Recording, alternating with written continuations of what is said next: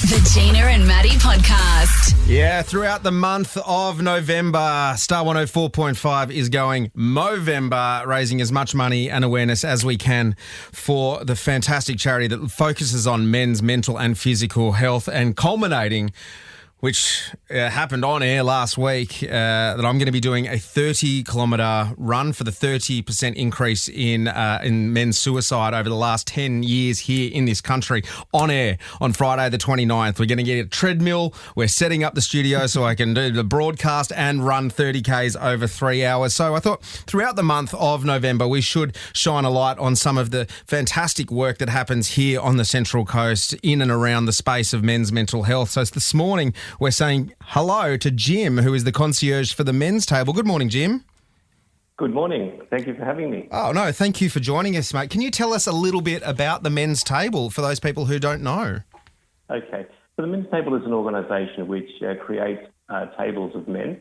Each table is a group of about 10 to 12, and they have a regular meeting cycle where once a month they'll get together and have dinner at a venue that has a private room. And over the course of the 2-hour dinner, they just take turns, one at a time, uninterrupted, to share what's going on in their life, what's on their mind, how they're feeling about stuff that's going on.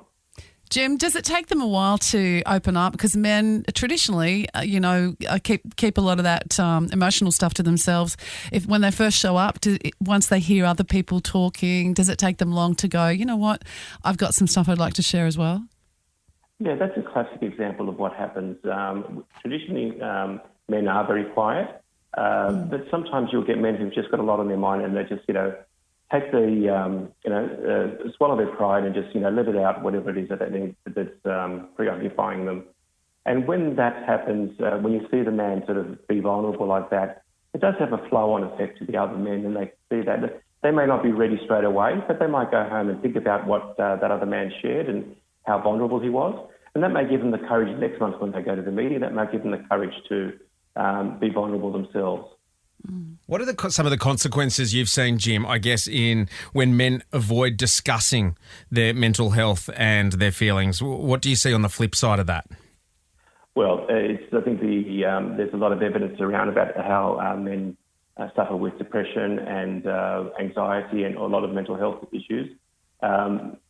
We see the benefits of being part of the men's table as having giving men that space where they can talk and get things off their chest, and that way they don't have those feelings and emotions sort of churning around inside them all the time.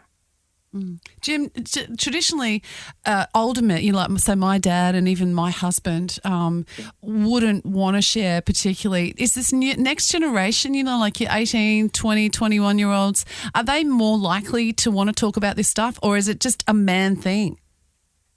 At the moment, it's we've got fairly diverse ages, but 60% of our members are between 45 and 65. Oh. So it is in that sort of spot of that 20-year age bracket where most of our membership's coming from. But we are getting older men and younger men. So we're getting all demographics come through to the men's table. Nothing builds a connection quicker than vulnerability. That's something I've learned in the last few years, Jim. Here on the coast, there's a few locations where people can get around the men's table. Also, I think is good to note that people are moving to the coast, and it's not always easy to make friends when you move from different locations. And I think the men's table could be a good opportunity for any men who have just moved here to branch out and meet some people. So what locations are we looking at here on the coast to get around the men's table, Jim? So there's 5 locations on the coast. There's Davistown, there's Erina, Batto Bay, Urimba and Doyleton. Beautiful. And also we've got one in Newcastle as well, if you have listeners from Newcastle. Absolutely, mate. And it's themenstable.org is where you can get involved and find out more information. We appreciate your time this morning, Jim, and the work that you're doing in this space of men's mental health, mate. Congratulations. The Gina and Matty podcast. For more great comedy shows like this, head to novapodcast.com.au.